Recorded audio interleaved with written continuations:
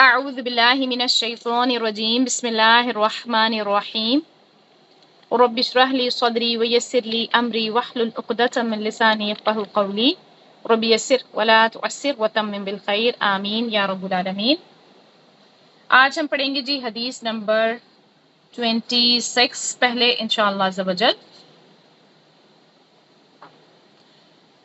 عن معاویہ یقول، معاویہ رضی اللہ تعالیٰ عنہ سے روایت ہے، کہتے ہیں قال رسول اللہ صلی اللہ علیہ وسلم، رسول اللہ صلی اللہ علیہ وسلم نے فرمایا من یرید اللہ، جو کوئی ارادہ کرتا ہے، جس کے ساتھ ارادہ کرتا ہے اللہ بھی، ساتھ اس کے خیرن بھلائی کا، یفقہہ وہ سمجھ دے دیتا ہے اسے فی الدین دین کی۔ سبحان اللہ۔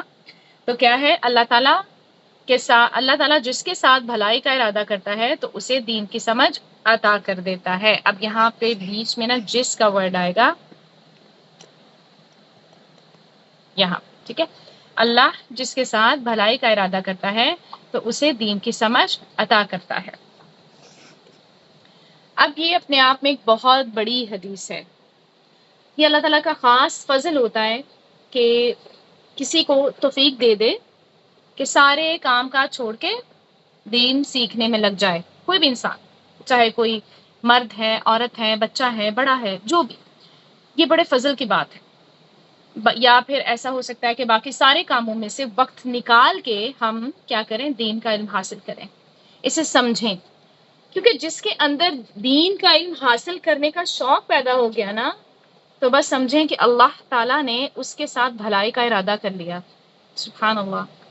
یعنی اب خیر کے دروازے کھلنے والے ہیں۔ اگر میں اور آپ یہاں بیٹھے ہیں صرف اپنے شوق کی وجہ سے، اور ہم صرف اس لیے یہاں بیٹھے ہیں کہ ہم آپ صلی اللہ علیہ وسلم کے احکامات کو جان سکیں، ان کے طرز زندگی کو جان سکیں، دین کے بارے میں علم حاصل کیوں کریں تاکہ ہم اس کے مطابق عمل کر سکیں، ہماری نیت اگر یہ ہے تو انشاءاللہ عز و جل ہمارے لیے رحمت کے دروازے کھلنے والے ہیں، کیونکہ اللہ تعالیٰ جس کے ساتھ بھلائی کا ارادہ کرتے ہیں اسے دین کی سمجھ عطا فرماتے ہیں۔ تو بھلائی میں آپ کے ساری ہی چیزیں آ جاتی ہیں۔ تو قرآن و سنت میں غور و فکر کرنا، دینی معاملات کو جاننا، ہدایت حاصل کرنا، اور دین کے علم سے محرومی آپ سمجھیں کہ بھلائی سے محرومی ہے۔ یعنی اگر کوئی بھی انسان ہے، آج تک ہم نے جتنی بھی ترقی کی ہے دنیاوی طور پہ، ہم محروم ہیں اگر ہمارے پاس دین کا علم نہیں تھا۔ الحمدللہ اللہ تعالیٰ نے ہمیں چنا، ہمیں یہاں بٹھایا، ایک ساتھ مل کے ہم تھوڑا بہت جو بھی ہمارے پاس نالج ہے ایک دوسرے کے ساتھ شیئر کرتے ہیں اور اپنا دینی علم بڑھانے کی کوشش کر رہے ہیں تاکہ اس کے مطابق عمل کر سکیں۔ یعنی جو شخص دین میں فقہ حاصل نہیں کرتا ہے، سمجھ بوجھ حاصل نہیں کرتا ہے، اسلام کے اصول اور فروع کو نہیں سیکھتا ہے، تو وہ بھلائی سے محروم کر دیا گیا ہے۔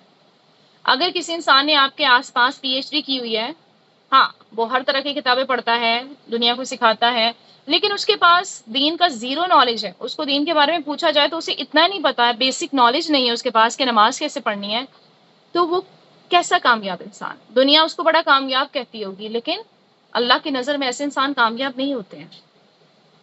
اگر آپ کے پاس کوئی ایسا انسان موجود ہے آپ کے گھر میں، آپ خود اگر ایک بہت شاندار ڈاکٹر ہیں لیکن آپ کو دین کی الف بے بھی نہیں پتا ہے، تو کیا فائدہ آپ کی اس ڈاکٹری کا؟ اس ڈاکٹری نے آپ کو تو نہیں بچانا نا، اس قرآن نے آ کے بچانا ہے۔ جب ہم سے سوال کیا جائے گا قبر میں تو ہم کیسے جواب دیں گے؟ ہم نے قرآن پڑھا ہوگا تو ہم جواب دے پائیں گے سوالات کے۔ جس نے قرآن ہی نہیں پڑھا ہے، جس کو الف بے ہی نہیں پتا اس کی، وہ کیا ہی جواب دے گا؟ تو باقی علوم اپنی جگہ پر وہ حاصل کرنا منع نہیں ہے، علوم حاصل کیجئے، لیکن جو بیسک ہمارا دین ہے وہ تو ایٹ لیسٹ ہمیں آنا چاہیے۔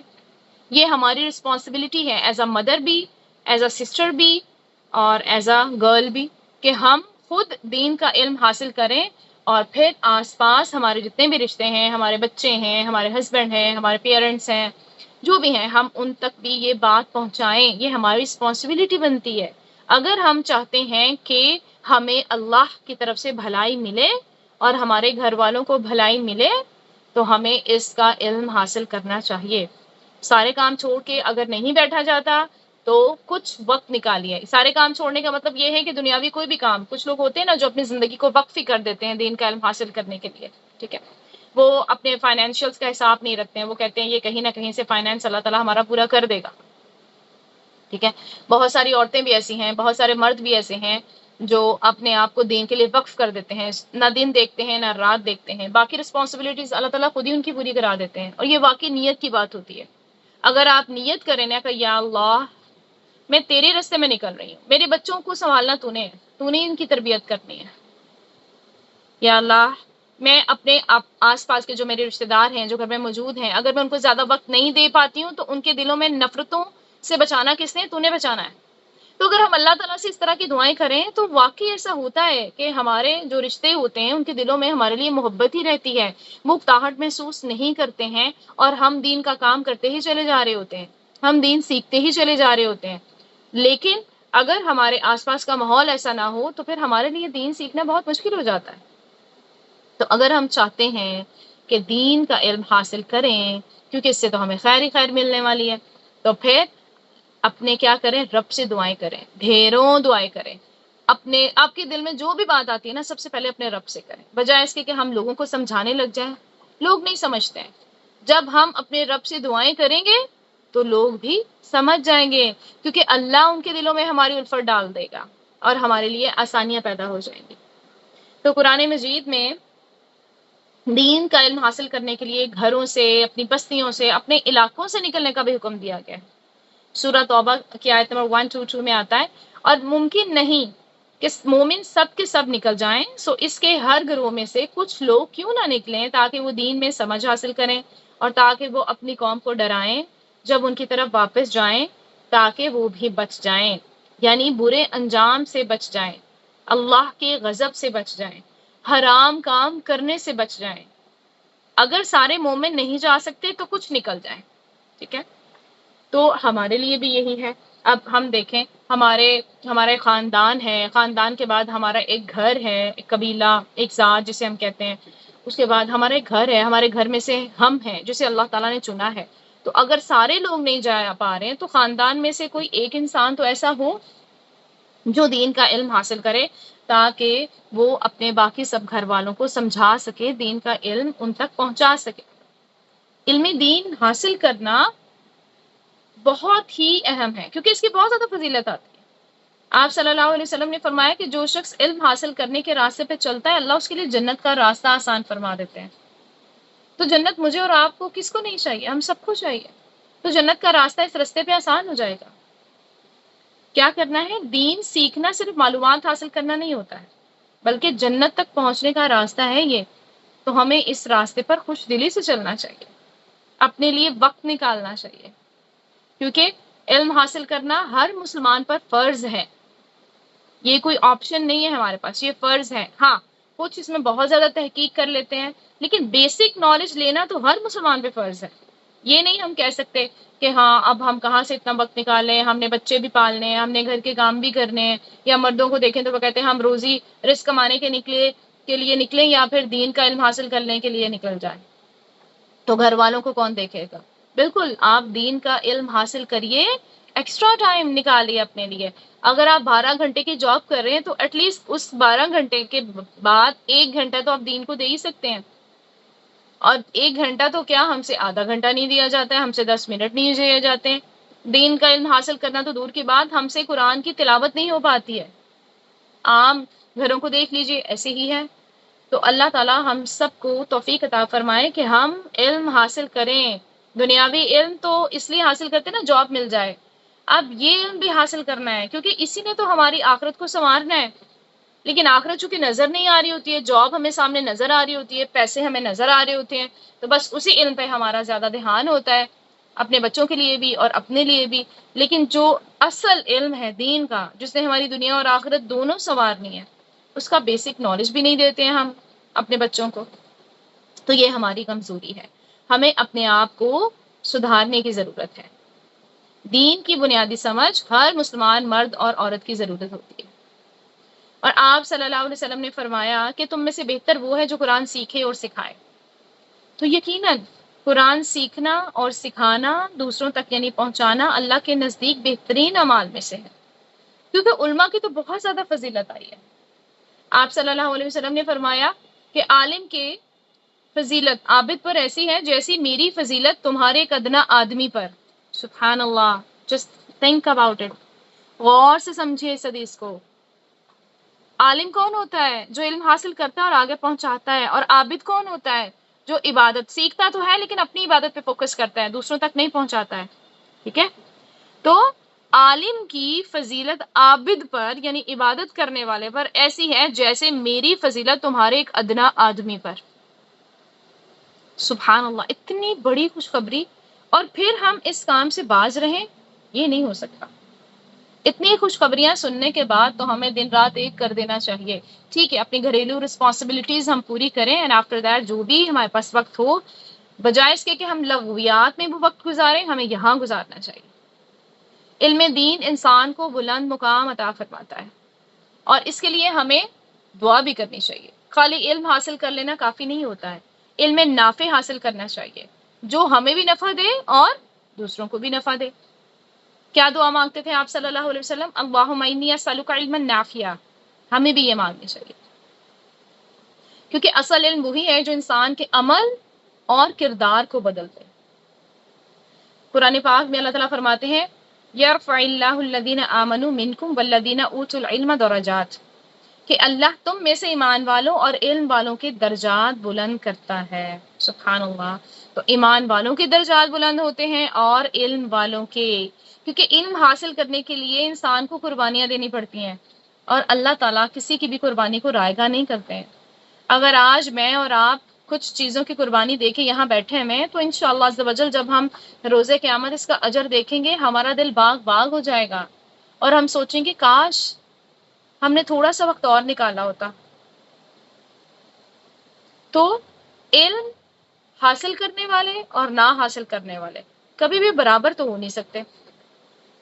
اللہ تعالیٰ فرماتے ہیں قُلْ هَلْ يَسْتَوِي الَّذِينَ يَعْلَمُونَ وَالَّذِينَ لَا يَعْلَمُونَ. کہہ دیجئے کہ کیا جاننے والے اور نہ جاننے والے برابر ہو سکتے ہیں؟ تو یہ دونوں برابر نہیں ہو سکتے ہیں. جب یہ دونوں برابر ہیں ہی نہیں ہے تو پھر ہمیں اوپر آنا ہے نا. ہمیں تو السابقون الاولون میں سے بننا ہے، ہمیں تو اللہ تعالیٰ کے مقرب بندوں میں شامل ہونا ہے، ہمیں تو اہل القرآن میں سے ہونا ہے، اہل اللہ میں سے ہونا ہے. اگر ہماری یہ خواہش ہے تو پھر ہمیں اس کے لیے کوشش بھی کرنی ہے، قربانی بھی دینی ہے. کبھی کسی آپ کو وقت کی قربانی دینی پڑتی ہے، کبھی کسی رشتے کی قربانی دینی پڑتی ہے، کبھی کسی مال کی قربانی دینی پڑتی ہے، تو قربانی دینی پڑے گی. کیونکہ صحابہ کرام نے جو دین حاصل کیا تھا نا، وہ ایسے ہی نہیں حاصل کر لیا تھا، بہت قربانیاں دی تھی انہوں نے. ہم تو ان کی جو قربانیاں ہیں ان کی میں کہتی ہوں خاک کے برابر بھی نہیں ہے ہماری قربانیاں، جتنی قربانیاں انہوں نے دی ہیں، تب جا کے یہ علم ہم تک پہنچا ہے. وہ ایک حدیث سننے کے لیے پتہ نہیں کتنے میلوں سفر کرتے تھے، ایک ملک سے دوسرے ملک چلے جاتے تھے.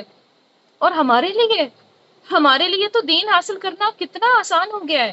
جسٹ ایک کلک پہ ہمارے حدیث پڑھی ہے، قرآن کی آیت ہے، جس مرضی اسکالر کو سنیں، نہیں کسی اسکالر کو سننا، خود ریڈنگ کر لیں، ہر طرح کا بک اس کے پی ڈی ایف موجود ہے ہمارے پاس. یعنی اتنی آسانی ہے، اور پھر بھی ہم علم حاصل نہ کریں. ہمیں علم حاصل کرنا ہے. کیوں حاصل کرنا ہے؟ کیونکہ ہمیں اللہ سے خیر چاہیے، ہر معاملے میں بھلائی چاہیے. ٹھیک ہے، اللہ تعالیٰ سے ہمیں حکمت بھی مانگنی چاہیے، صحیح سمجھ بھی مانگنی چاہیے. جسے صحیح سمجھ مل گئی نا اسے خیر کثیر مل گئے. قرآن میں آتا ہے نا وَمَن يُؤْتِ الْحِكْمَةَ، کہ جس کو حکمت دے دی گئی اسے خیر کثیر دے دی گئی. تو اگر ہمیں خیر کثیر چاہیے تو کیا مانگنا ہے؟ حکمت. حکمت کیا ہوتی ہے؟ یعنی آپ کو علم آ گیا ہے، آپ کو کسی مسئلے کا پتہ چل گیا ہے، ٹھیک ہے، لیکن اب آپ اگر کسی کو بیان کر رہے ہیں وہ موقع صحیح نہیں ہے، موقع کی مناسبت سے ہم وہ بات نہیں کرتے ہیں. اگر جیسے آپ کو شادی کے کسی بھی ایونٹ کے بارے میں کوئی علم آ گیا ہے، اب اگلا بندہ شادی کر رہا ہے، آپ اس کے گھر گئے ہیں شادی پہ، اور آپ اس کو کہیں یہ بھی حرام، یہ بھی حرام، یہ بھی حرام، یہ بھی حرام، کیا کرے گا؟ بہت اچھا سلوک کرے گا آپ کے ساتھ، آپ کو کہے گا بھائی تم اپنے گھر جاؤ، ہم یہی ٹھیک ہیں، ہم حرام کر رہے ہیں نا، ہم اللہ کو جواب دے دیں گے. اس طرح کے جوابات دوسروں کو دینے پہ ہم خود مجبور کرتے ہیں ان کو. بھائی ایک طریقہ ہوتا ہے، سلیقہ ہوتا ہے، ہمارے دین نے یہ نہیں سکھایا. بہت دفعہ آپ کو علم ہوتا ہے لیکن موقع نہیں ہوتا ہے بات کرنے کا، موقع کے حساب سے بات کرنی ہوتی ہے. یہ نہیں کہ جب دل چاہا، موقع مناسبت ہے یا نہیں ہے، بس ہم نے کر دی. تو علم کیسے دینا ہے، آگے کس وقت دینا ہے، یہ ہوتی ہے حکمت، سمجھداری کی بات. تو اللہ تعالیٰ سے ہمیں حکمت بھی مانگنی ہے. ٹھیک ہے، علم حاصل کرنے والے اگر یعنی جو بھی ہم بیٹھے ہیں، جیسے آپ کو پتا ان کے لیے فرشتے بھی دعائیں کرتے ہیں، فرشتے اپنے پر بچھا دیتے ہیں علم حاصل کرنے والوں کے لیے۔ ایک اور روایت میں آتا ہے کہ کیا کرتے ہیں علماء جو ہیں وہ انبیاء کے وارث ہوتے ہیں، اور دین کی سمجھ نہ ہونا نفاق کی علامت ہوتی ہے۔ استغفر اللہ۔ آپ صلی اللہ علیہ وسلم نے فرمایا کہ 2 خصلتیں ایسی ہیں جو منافق میں کبھی جمع نہیں ہو سکتی، ایک اچھا اخلاق اور دوسرا دین کی سمجھ۔ تو بد اخلاقی بھی نفاق کی علامت ہے اور ناسمجھی بھی۔ ابن عباس کہتے ہیں کہ انسان جب علم کی مجلسوں میں حاضر نہ ہو، نہ خطبہ سنے اور اس کی پرواہ بھی نہ کرے کہ اہل علم سے کیا کچھ نقل کیا جاتا ہے، تو اس کی غفلت بڑھتی جائے گی، کبھی اس کا دل سخت ہو جائے گا، یہاں تک کہ اس پر مہر لگا دی جائے گی تو وہ غافلوں میں سے ہو جائے گا۔ یعنی اگر انسان مستقل طور پر علم کی مجالس سے دور رہتا ہے، علماء کے پاس نہیں بیٹھتا ہے، علم حاصل نہیں کرتا ہے، تو پھر غفلت چھا جاتی ہے، دل سخت ہو جاتے ہیں۔ اس لیے ہمیں اس کا اہتمام کرتے رہنا چاہیے۔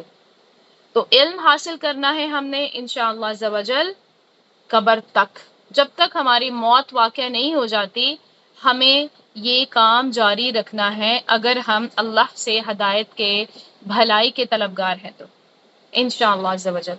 یہیں پہ رکھتے ہیں، اگلی حدیث کی طرف چلتے ہیں۔